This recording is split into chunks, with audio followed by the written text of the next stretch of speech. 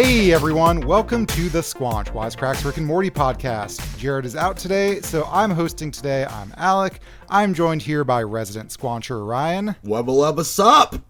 And we've got a special guest filling in, Wisecrack writer Tommy. How's it going, Tommy? I'm good. Thank you for having me.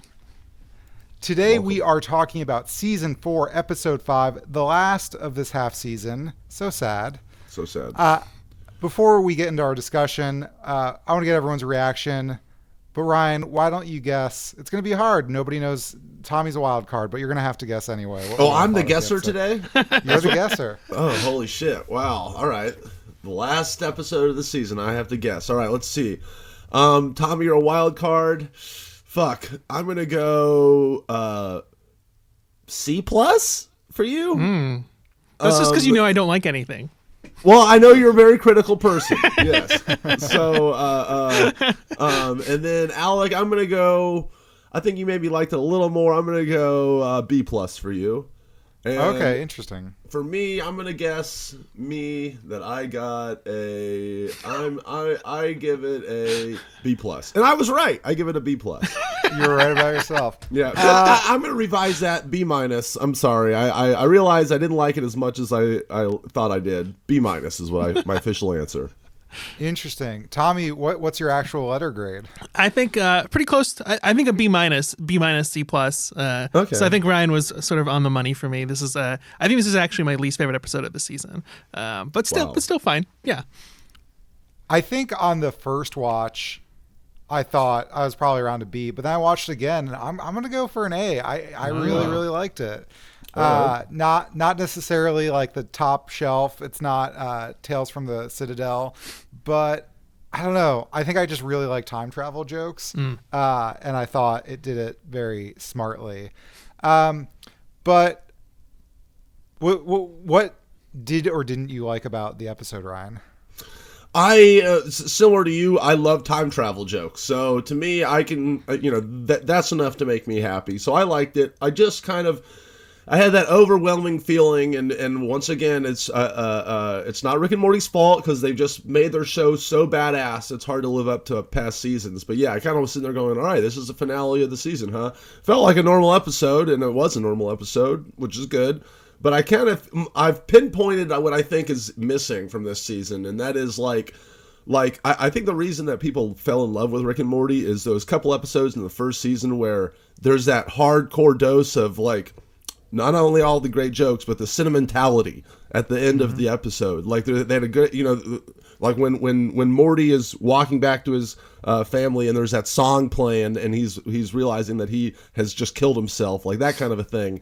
Like the hardcore feels are not really present in this season. Mm-hmm. You have the hardcore smarts and and the clever bits and the parodying of stuff, but you don't really have they're not really getting into the core of human nature, I feel like, as they did in other seasons. And I think that's kind of why I'm comparing it to their past work. But yeah, it's good. It's an okay standalone episode. It's not the best Rick and Morty episode. I feel like they need to do better in the future.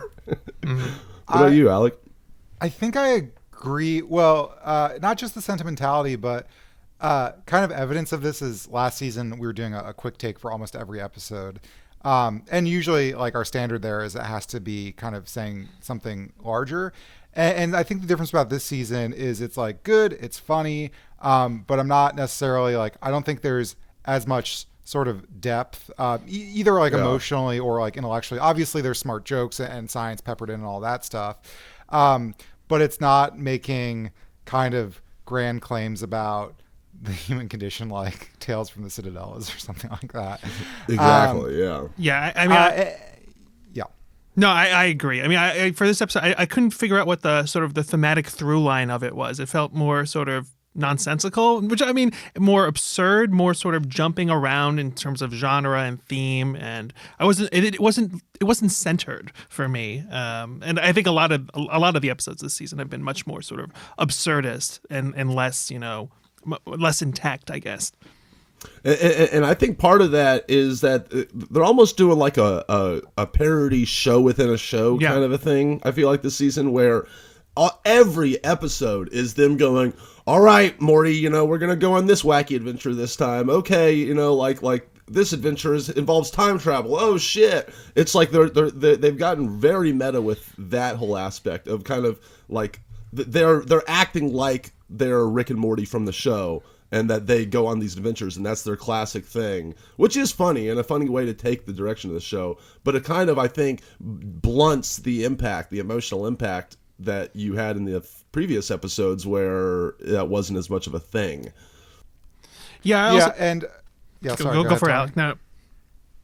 I was just going to say, I think they more or less told us they were going to do this in the end of last season. Remember, Jerry gets back in with the family, and I forget exactly what the speech is, but there was kind of a meta monologue, I think, from Rick saying things were going to go kind of back to normal, and by normal, more just like episodic, kind of alien of the week. It's a gag. Like, this episode's about heist movies. This episode's about weird dragon shit. And it's always been about that. But last season we had the whole arc about Beth and Jerry's separation, and there's other stuff going on. But I've got some other stuff to talk about. Obviously, this is why we're on a podcast. But I just want to get into a quick recap for anyone who needs some refreshing. Maybe they're listening to this in 6 months, or they just have a really bad memory. I'm going to start with the A plot, Rick and Morty. So Rick and Morty are cruising through space when they get a flat space tire. Unwilling to stay in the car while Rick repairs it, Morty gets bitten by a venomous space snake. So they must travel to the snake's homeworld to synthesize an anti-venom, and in the process learn of a diverse snake world on the brink of war. Also a lot of snake racism. But upon returning home, Morty can't live with the guilt of killing another civilization's Buzz Aldrin. So he buys a snake from the pet store, puts some Sharpie on it, and returns it to the snake world. Morty is promptly stalked by time-traveling snake terminators. As we learn, the snakes were able to unify after discovering they were not alone in the cosmos, leading them to build poorly thought-out technology like time travel.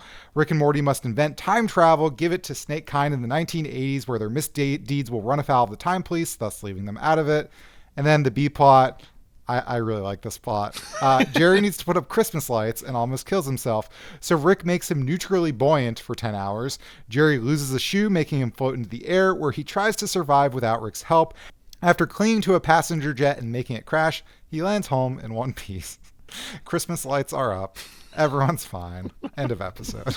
Merry Christmas. What are your... Well, I want to talk about favorite jokes we did or didn't get, and then the actual topic of conversation. Favorite jokes for me, I got a lot of them. Snake jazz. Snake jazz is so good. Snake jazz is the best part. 100%. Yeah. I like there's small visual gags with the snakiness. So the snake military person is looking at snake porn and it just like unfolds really long. All the S jokes. So the military officer has a hat with SSS on it. The boats are named SS, SSSS. The baseball team, I think, is called like ZZ. So a lot of great stuff there. I also really love the moment, the weird ape type Terminator creatures to protect them, and the way it gets introduced, and it's amazing, and just summarily gets squashed accidentally by Beth. By Beth, yeah. That was amazing. There's a weird thing to love. Jerry low-key kills an entire passenger jet full of people. Yeah. but the pilots were on Molly, though. I wouldn't exactly put it all on him. Well, it just means he'll get out of it scot-free, because they'll do an autopsy and find that the pilots were on Molly, and then they'll get blamed, and their whole, reputation will be ruined. But whatever. Yeah, it'll be Flight with Denzel Washington all over again. There's the time cops. Those tools are going to turn you into manipulating the fabric of shit. Go get over here, mother effer, and they beat the shit out of him. The last one I'll say is the Saturday Night Live bit. I'm not a huge fan of Saturday Night Live, so when they shit on it, I really like it. This is what they say while they're in space, Rick and Morty. You young people think space is like Saturday Night Live. You see it every day, so you dream of being in it, but it dreams of removing all the air from your body and making you float around it for eternity as a flash mummified corpse, which is also what space wants, so get back in the car. That's a total like inside baseball comedy scene in LA joke for sure. Is it? Because I feel like I'm not in Maybe it's the a little LA more comedy broad. scene. I mean, working on SNL is supposedly really hard, and it can, lead to existential despair. If you're, I fully believe that everyone who gets on that show is like super talented. It's super competitive. I think the show, like, it's like they recruit all these talented people who go on to do amazing things, but the show itself, I think, is just constantly dog shit. And so that's what I don't know. Any jokes that you guys loved? I mean, I love the whole snake interlude, the little avant-garde, just hissing. I could just watch an entire episode of just, snake language. I thought that's where they were going to go. I thought once we got all hissing, I was like, is this the rest of the episode? And I don't mind that. Yeah, I would have been totally okay with that. That would have been my ideal. That would have been the ideal episode for me. It would have been an A+ then. But I also really liked when Rick puts snake legs on the snake, and that's how he gets the other snake to go away. Love that joke too. Who else wants legs? Yeah. Yeah, that was a good one.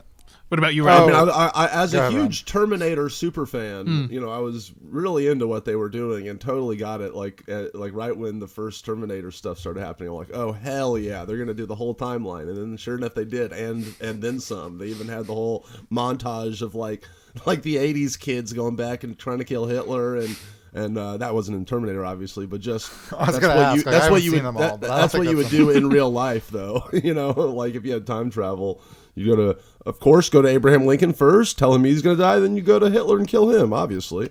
Yeah. So it was great. I also, sorry, you ever see this one looking up at the sky like it's dreaming of something more about the snake in the pet shop? Any snake over $50 yearns for the beyond. I've seen them do it. That was great. Here's some stuff I didn't get and then Googled and got. I still don't get this one. Morty's dying from snake venom, snake poison, whatever. And he says, I can see the Black Mountain. Is the Black Mountain... Normally you say I can see, the tunnel of light or whatever. Yeah. What's going on? No clues?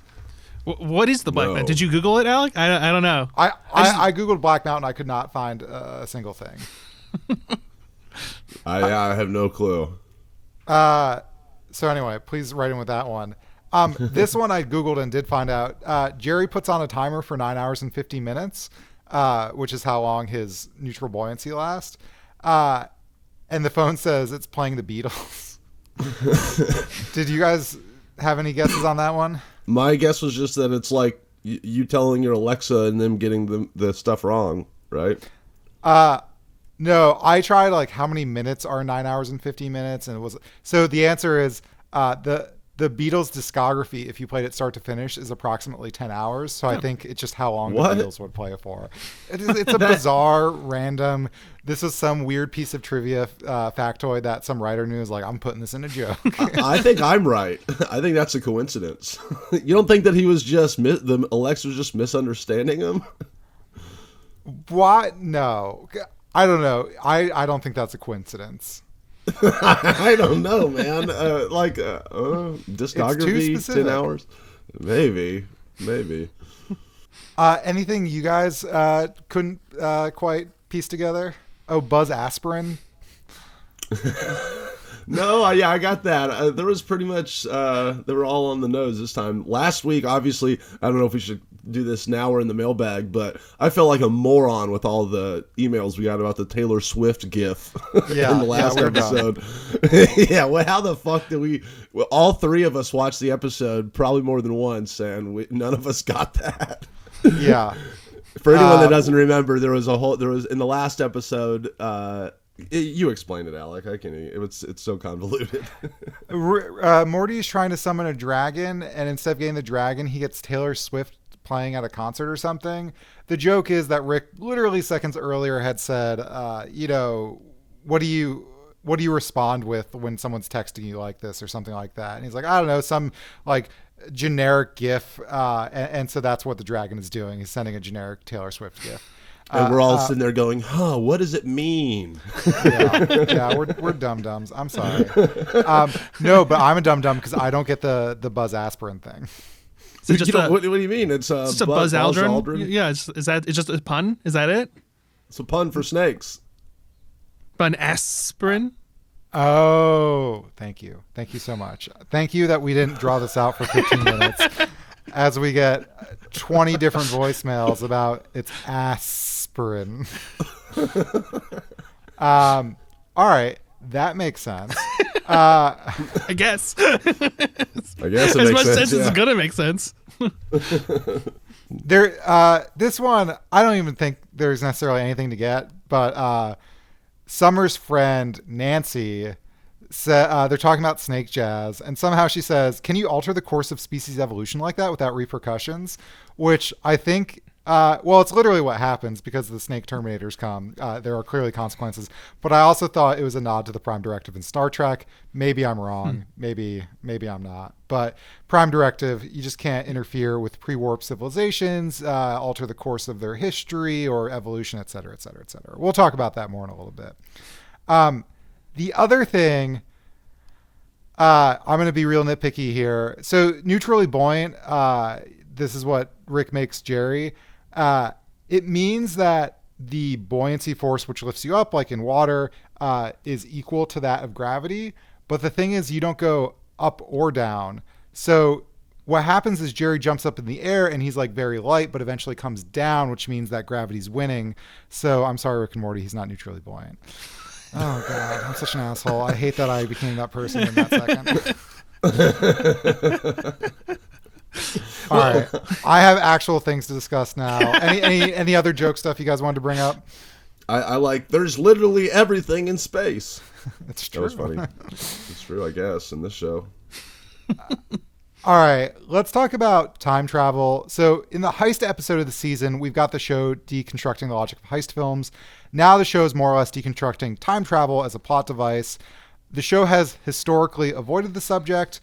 I think this is the first time. Obviously, we've seen the Time Cops before, but that was like splitting timelines. It was a little bit different.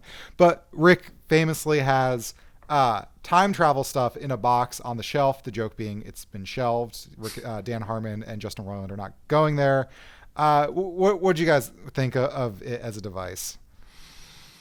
I mean, I think it's so easy just to sort of negate time travel movies. I wish there was something more clever to it other than just, time travel movies make no sense.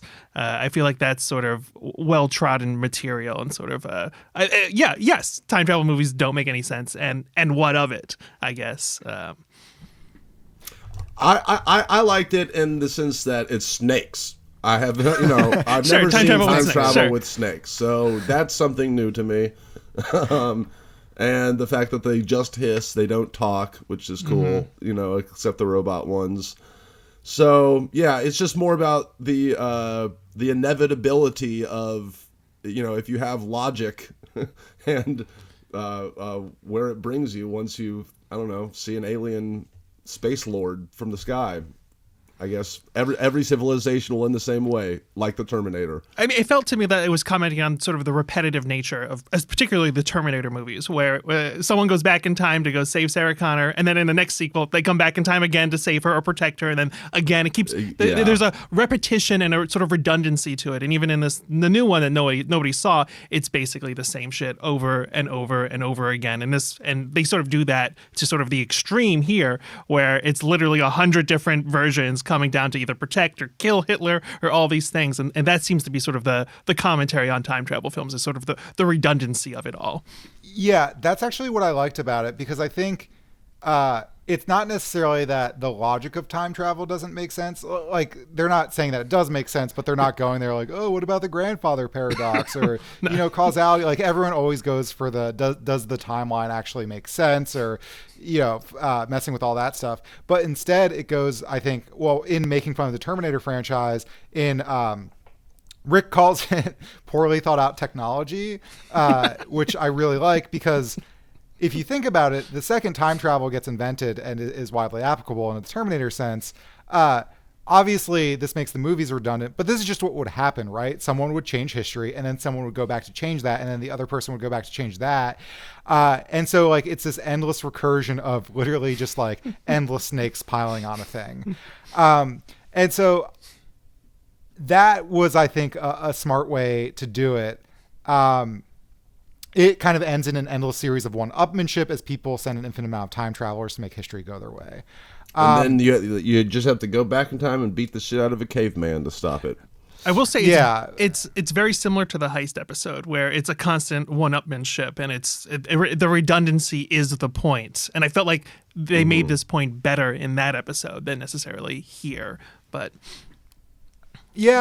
well, I feel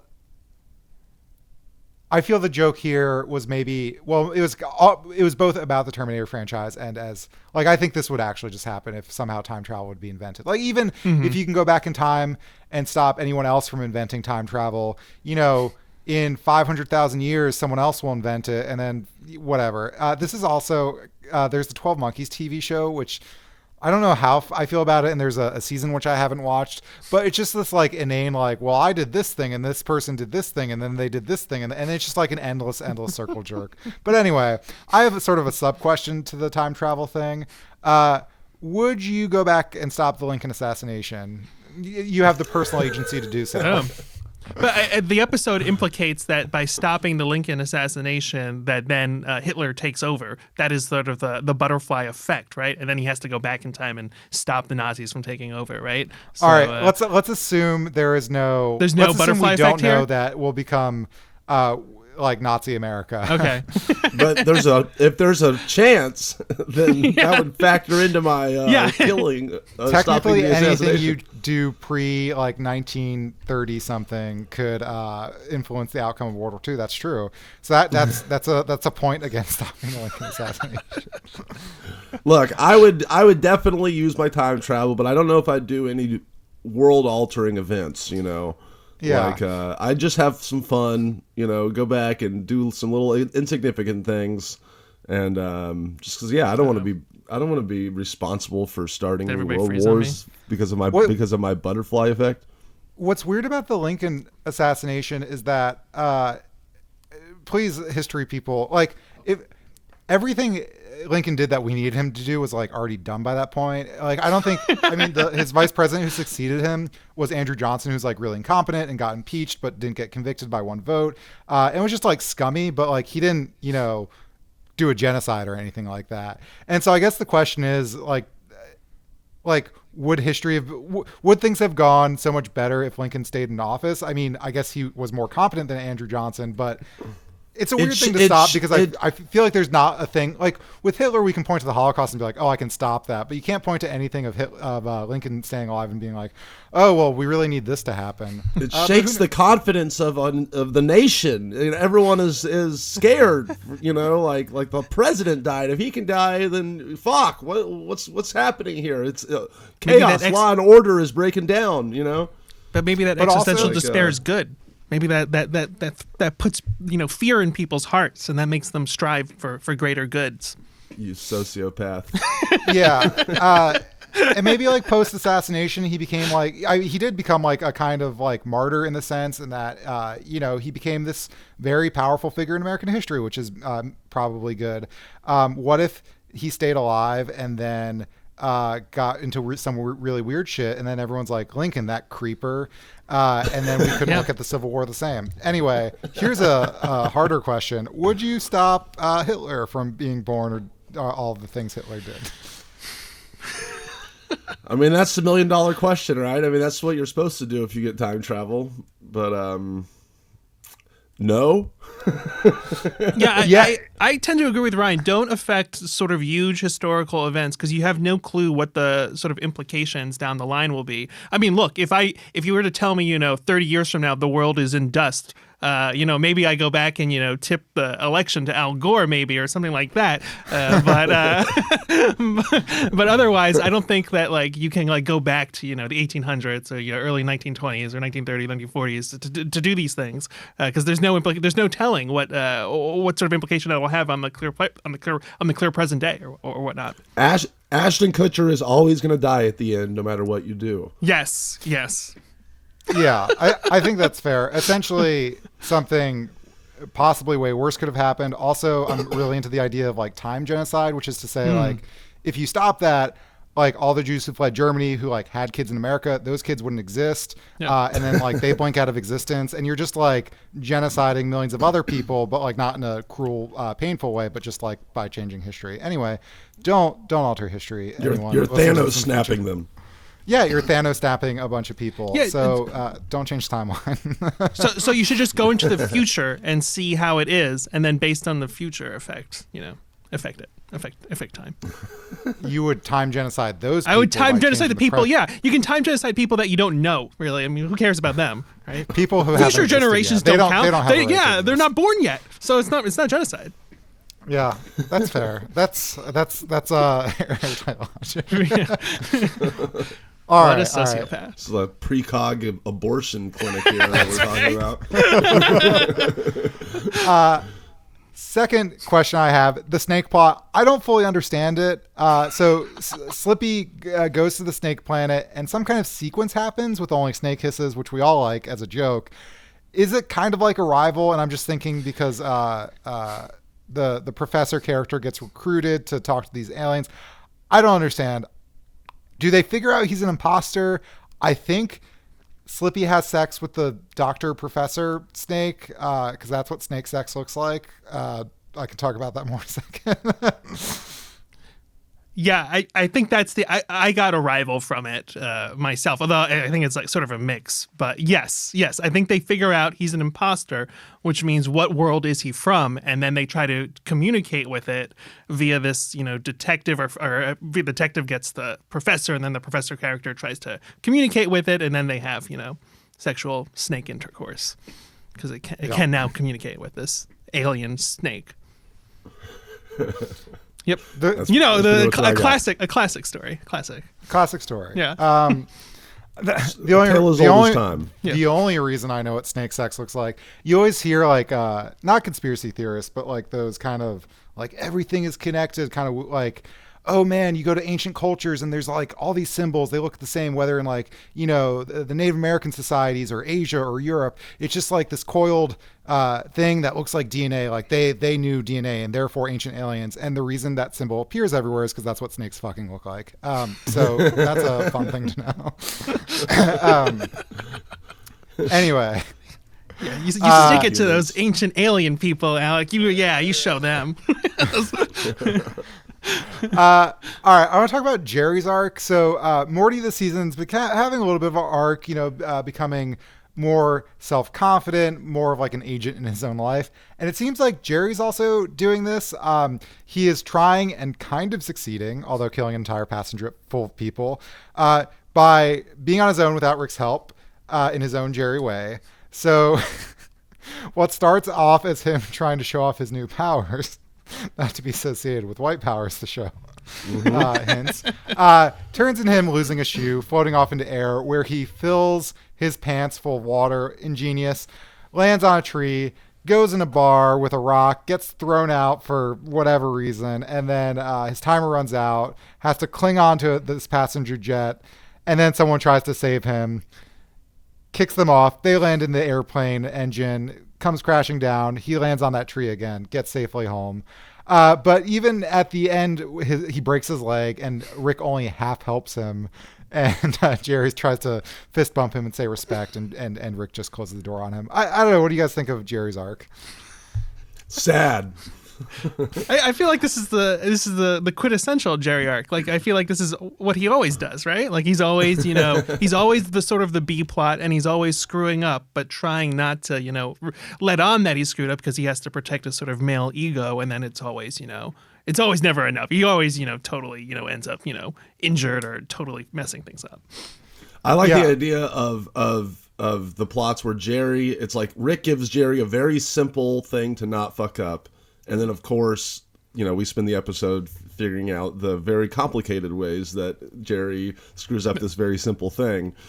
And seeing the resolution is always funny, because Jerry can't accept that he's totally helpless. But is Jerry always resisting Rick's help?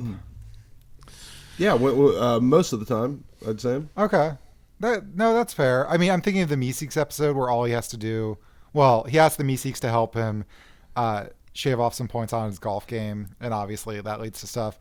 And then he eventually does by just getting confidence. Is that what happens? I mean, yeah, because it's under the pressure, and he's there, and it's like a hostage situation in the kitchen, and then Right. he basically just gets the nerve and does it, and it was a pretty standard Jerry plot, I'd say. I did like the moment he got when he plugs in the Christmas lights and he gets his Christmas vacation moment to really shine and be like, I didn't kill myself by putting these lights up, which I guess, when I think about it, that is a standard like manly job that you're supposed to be able to do, and that makes sense for Jerry's character that he would want to be able to do that by himself without the help of Rick. Oh yeah, because that is the first thing that Rick says to him. He's like, "Please let me automate that for you." Remember? He's like, "Come on, I can do this for you instantly." But no, he wants to go through hell to do it, and then he does, and it's funny.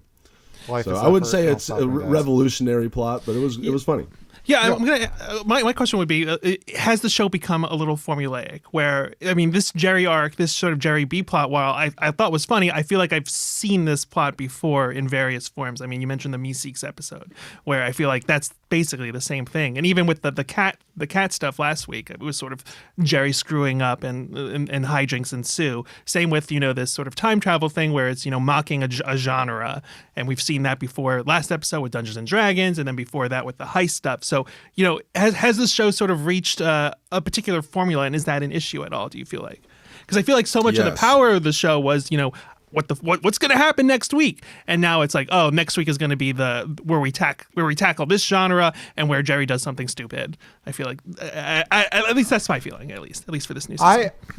I'm kind of okay with at least the Jerry formula. However, I think historically they do things where they put Jerry's perpetual failure in a context that is interesting in other ways. Yeah. So obviously in Meeseeks, there's this very like absurdist existential message there. Yes. And in these last episodes, like whether it's him befriending a cat, or putting up Christmas lights, or what's he doing in the is he doing anything in the Death Crystal episode or the one after that, the heist episode? I don't remember, honestly. Yeah, I think that was weeks ago. Yeah, I can't remember either. Anyway, I feel like there's not a larger kind of thematic message here other than like, haha, Jerry's dumb. And like as a joke, I love that all, but like I think this season in general has left me kind of like, yearning for the weirdly existential moments. There are still existential moments, of course, like the snakes looking up at the stars or whatever, but it's kind of more a little bit more surface level. Yeah, I agree. Kind of like I said at the beginning, like I think that they need to figure out what they're doing right now and then do that, but with some more. Sorry, let me take that again. Kind of like I said at the beginning of the episode of this podcast, I basically think that they need to rejigger it to where it's what they're doing now, but adding in the sentimentality, which I wouldn't necessarily think that I would want, but I do. like that is what it's missing, I think, that because right now these episodes are so smart, they're so dense to a fault. Is kind of, and I think me and Jared kind of talked about this in one of the first episodes, where it's like some of these jokes are so clever, so rapid fire that I'm like, wow, I know that was smart. I know that was probably funny, but I didn't laugh immediately because I have to literally press pause and replay it or think about it. Maybe that's just me. I'm not fast enough for it, but it definitely, I think that they're putting a lot of effort into the density of these episodes, but not necessarily remembering they gotta slow it down every once in a while. That's what I hope they do for next season, because I do think it's getting a little too formulaic, unfortunately. So my next question, which we've already gotten into, is just how do we feel about the season besides the formulaicness? I mean, how would you guys rate the season or half season, whatever we're calling it, as a whole? B-. Perfectly perfectly acceptable, not out of the park, but compared to most stuff on TV, really great, but compared to Rick and Morty, so-so. Yeah, I agree with. I think I agree with Ryan there. Where I really love the show. I still love the show. Still think I've really enjoyed a lot of these episodes. I thought the heist episode was hilarious. I really enjoyed it. But nothing has really stuck with me. Like when we were trying to talk about like what happened in episode 1 and 2, there wasn't really anything that was like that. I was like, that's the episode where this happens. I was having trouble recollecting, and I think that says a lot about potentially this season. No like real standout episodes. But still very solid. Like I'd say it's a B in terms of Rick and Morty standards. But in terms of other shows, it's still an A minus. So I mean, take that for what you will. Yeah, I think I agree with you guys in that it's good. I like it. It's funny. I'm laughing a lot. But compared to all the other great seasons of Rick and Morty and all the other episodes, there's nothing that really stands out as sort of like top tier Rick and Morty. And even this episode, which I gave an A, I'd like to go back and figure out what else I gave an A. I feel like it wouldn't necessarily stand up to those, but I think in comparison to the rest of the season, I will stand by my rating of an A. Well, with that, I think we should get into the mailbag.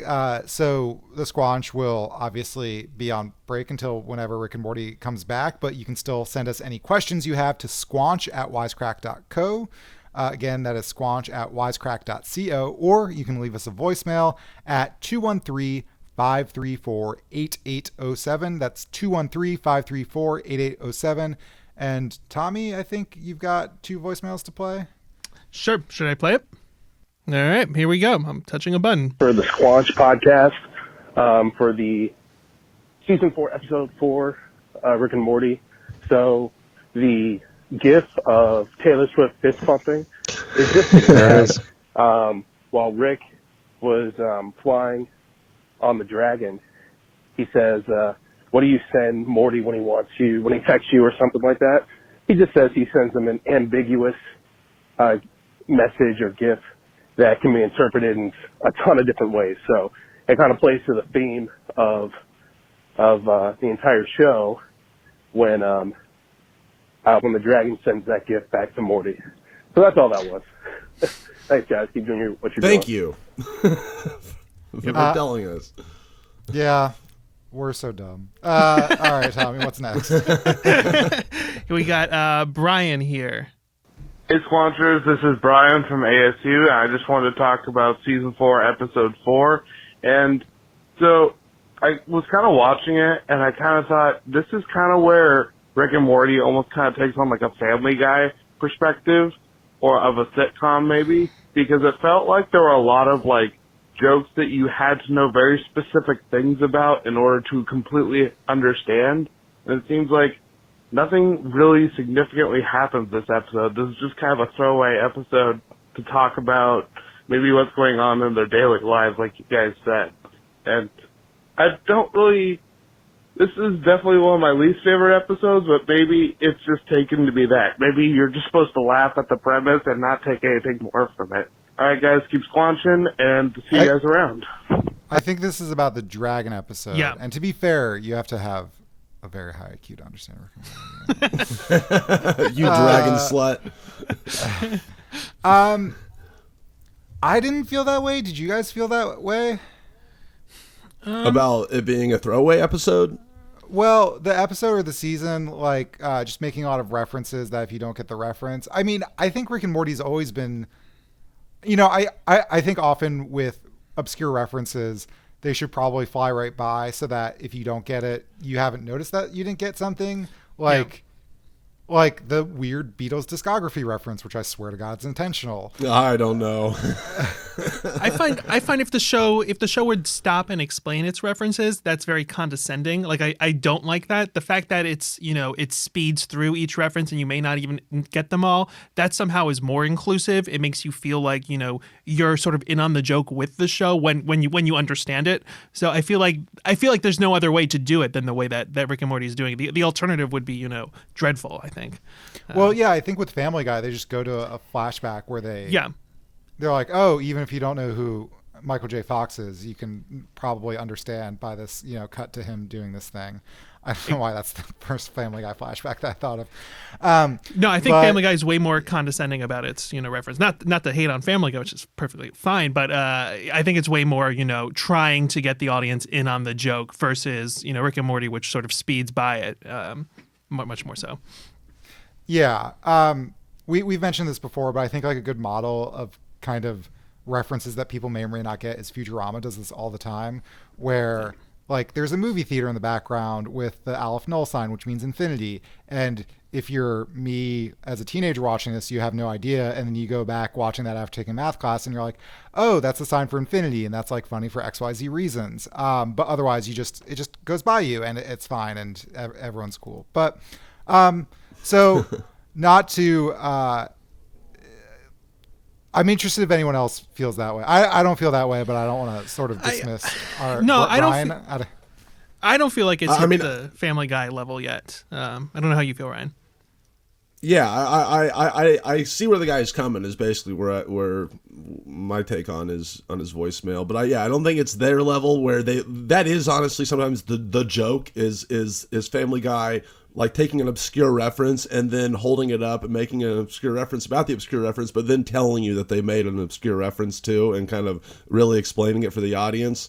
And that's their style of humor. This, I feel like overall Rick and Morty does a really good job of having these absurdly obscure things, but making really smart jokes about them. And it's kind of like I was saying before, like I'll leave a scene sometimes where I'm like, I know that was supposed to be a joke, but I got to go back and listen to it again. I like that about Rick and Morty, how sometimes it's so obscure, but in a smart way that it makes you interested in what they're talking about. But yeah, I'm not necessarily with them in the sense that it's a bad thing, but I do see it. They're doing it more often, like he's saying, I think.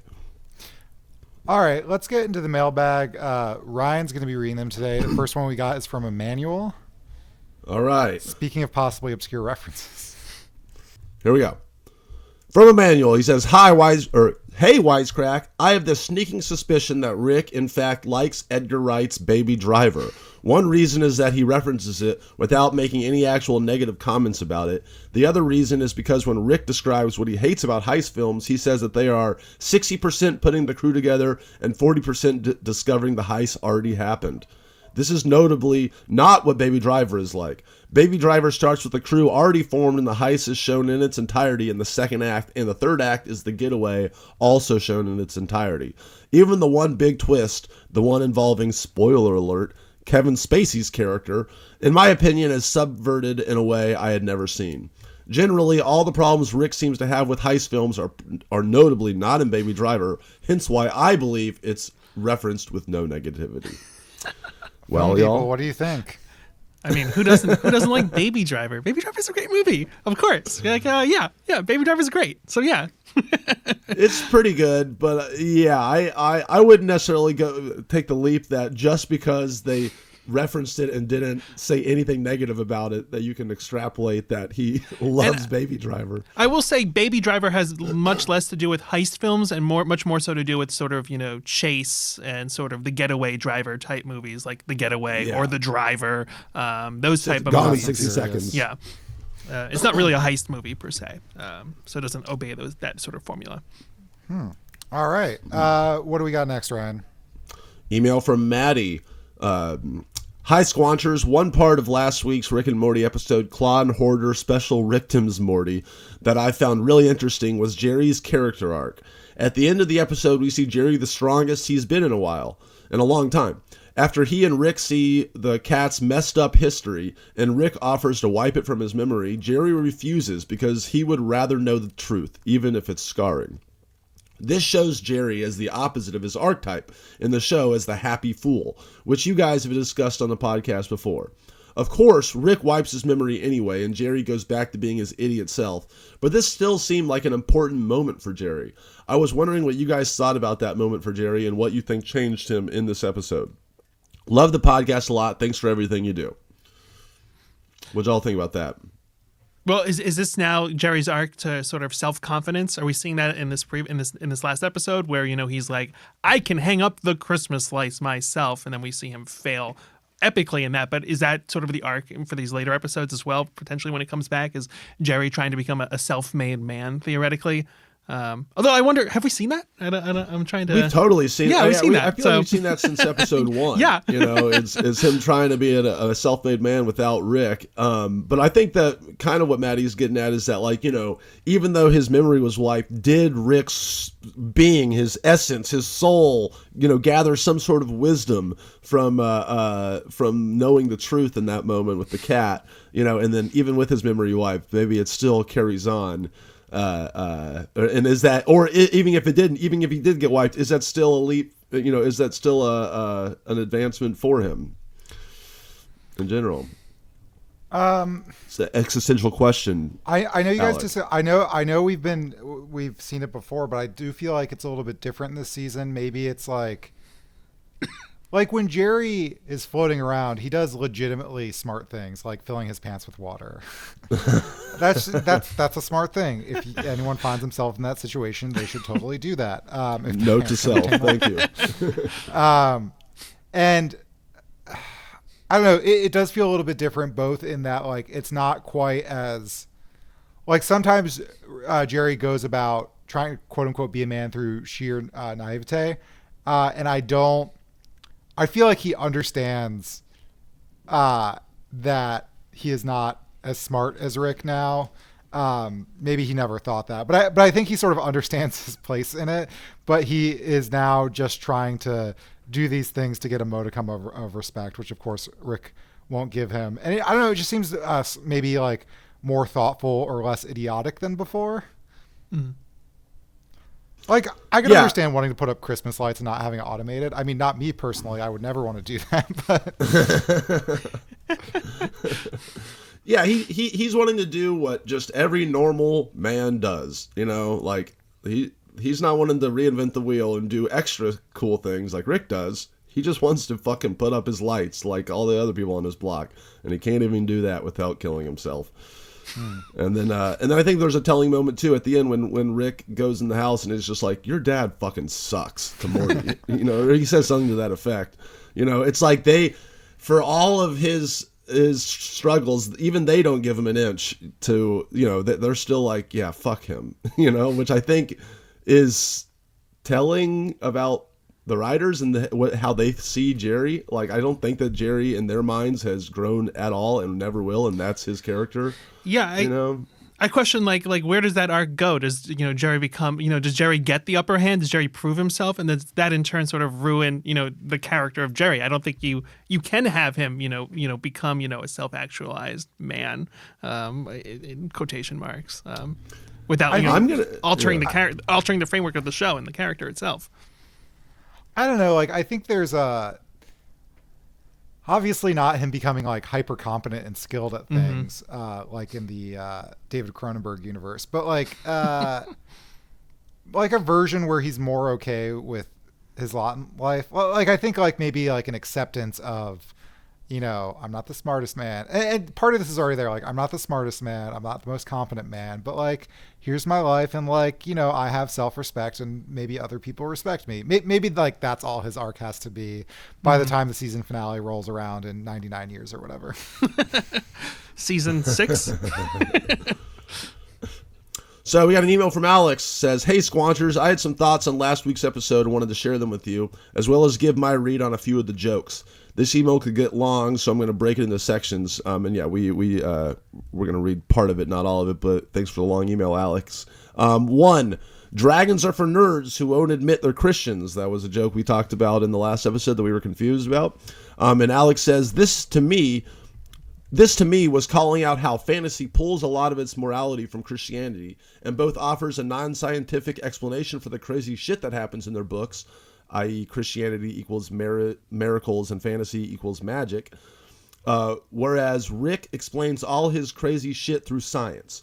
Also, a lot of fantasy, or at least the fantasy I've been exposed to, has Christian overtones. So this could just be a call out of nerds who claim not to be Christian but still have the use of moral values of Christianity but with a fantasy cover over them. What do we think about that, y'all? No, I think that... Yeah. Go for it, Alec. No, you. Okay. Well, no, I think Y'all are too kind. No, no, I think there's a lot of truth to that. I mean, in world building, particularly in fantasies and sort of in religious allegories, you often have very simple stories underneath it all. And I think that's sort of the connection between these two a lot of the times where, in fantasy, the world is so big and dragons and everything that the stories tend to be very simple. And so they tend to harken back to sort of pre-existing sort of text that we can easily sort of identify with. And oftentimes that is religious allegories. Yeah, Nice. I think this person more succinctly put what I was fumbling around trying to say in that, like classic black and white morality. And there's some other stuff we're going to get into in some of these other emails, so I'll just leave it there. All right, so our next email is from Nick, also on this Christian topic. Okay. Hello, Squanchers. I'm sending an email in regards to Rick's joke. You know who's into dragons? Nerds that they won't admit that they're Christians. Nerds that won't admit they're Christians. I think that this joke is largely in part a result of the creators of Rick and Morty's knowledge of where modern fantasy is rooted, i.e. J.R.R. Tolkien. I don't have proof, but if Rick can make an obscure E.B. White joke as he's done, then I wouldn't put it past the writers who have knowledge about Tolkien. I don't think that it's an overstatement to say that most, if not all, modern fantasy writers begin with Tolkien, especially his famous essay On Fairy Stories, which pretty much puts forth a systematic defense of fantasy as a genre that is rooted in Christian substantial theism. Tolkien argues that people should create secondary worlds through fantasy because God is creative and has created us in God's image. If an author is successful in enchanting their reader through the suspension of disbelief, then they are a good fantasy writer. But, Tolkien argues, proper fantasy also must have elements that are what he calls, I'm going to fuck this word up, eucatastrophic. Eucatastrophic, which is a concept rooted in the gospel of the life, death, and resurrection of Jesus Christ.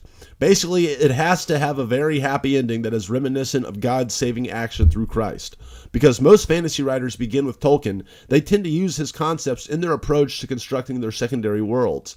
I think that the writers are shitting on fantasy because it's rooted in a metaphysical framework developed from Christian theism that pretty much says, hey, the laws of secondary worlds are logically consistent, except for when I decide to break the rules like God did with Jesus.